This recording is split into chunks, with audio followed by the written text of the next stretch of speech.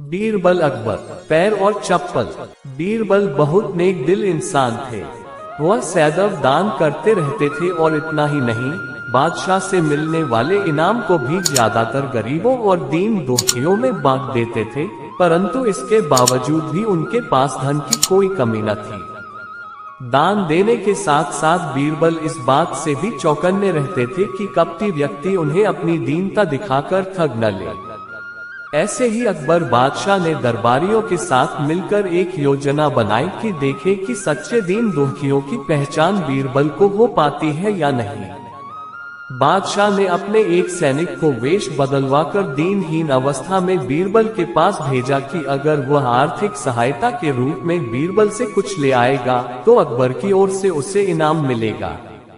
एक दिन जब बीरबल पूजा पाठ करके मंदिर से आ रहे थे तो भेष बदले हुए सैनिक ने बीरबल के सामने आकर कहा, हुजूर दीवान, मैं और मेरे 8 छोटे बच्चे हैं जो 8 दिनों से भूखे हैं। भगवान का कहना है कि भूखों को खाना खिलाना बहुत पुण्य का कार्य है। मुझे आशा है कि आप मुझे कुछ दान देकर अवश्य ही पुण्य कमाएंगे। बीरबल ने उस आदमी को सिर से पांव तक देखा और एक क्षण में ही पहचान लिया कि वह ऐसा नहीं है जैसा वह दिखावा कर रहा है। बीरबल मन ही मन मुस्कुराए और बिना कुछ बोले ही उस रास्ते पर चल पड़े जहां से होकर एक नदी पार करनी पड़ती थी। वह व्यक्ति भी बीरबल के पीछे पीछे चलता रहा। बीरबल ने नदी पार करने के लिए जूती उतारकर हाथ में ले ली। उस व्यक्ति ने भी अपने पैर की फटी पुरानी जूती हाथ में लेने का प्रयास किया। बीरबल नदी पार कर कंकरीले मार्ग आते ही 2-4 कदम चलने के बाद ही जूती पहन लेता।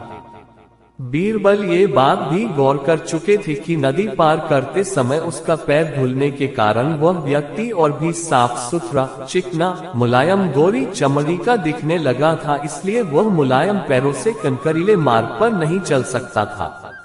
दीवान जी, दीन टहीन की पुकार आपने सुनी नहीं? पीछे आ रहे व्यक्ति ने कहा। बीरबल बोले, जो मुझे पापी बनाए मैं उसकी पुकार कैसे सुन सकता हूँ? उद्धरण चिन्ह।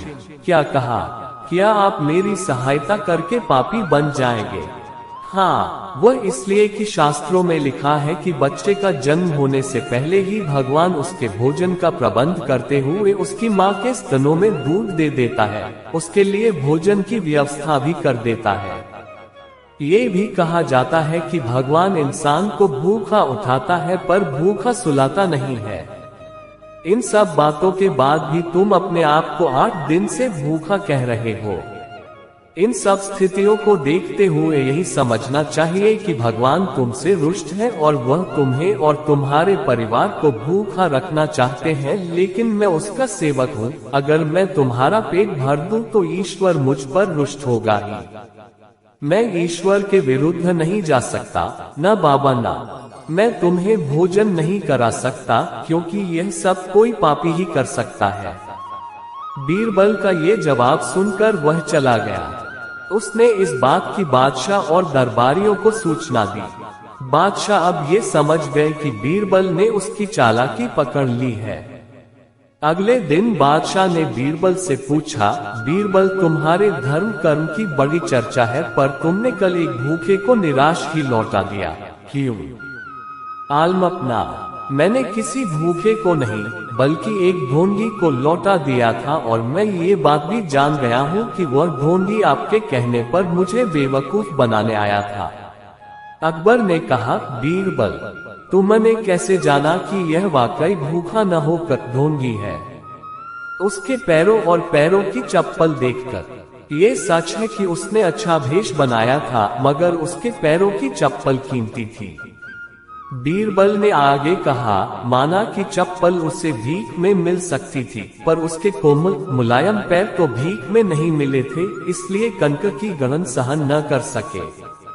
इतना कहकर बीरबल ने बताया कि किस प्रकार उसने उस मनुष्य की परीक्षा लेकर जान लिया कि उसे नंगे पैर चलने की भी आदत नहीं, वो दरिद्र नहीं बल्कि किसी अच्छे कुल का खाता कमाता पुरुष है। बादशाह बोले, क्यों ना हो, वह मेरा खास सैनिक है। फिर बहुत प्रसन्न होकर बोले, सचमुच बीरबल, माँ दौलत तुमसे बहुत खुश हुए। तुम्हें धोखा देना आसान काम नहीं है। बादशाह के साथ साजिश में शामिल हुए सभी दरबारी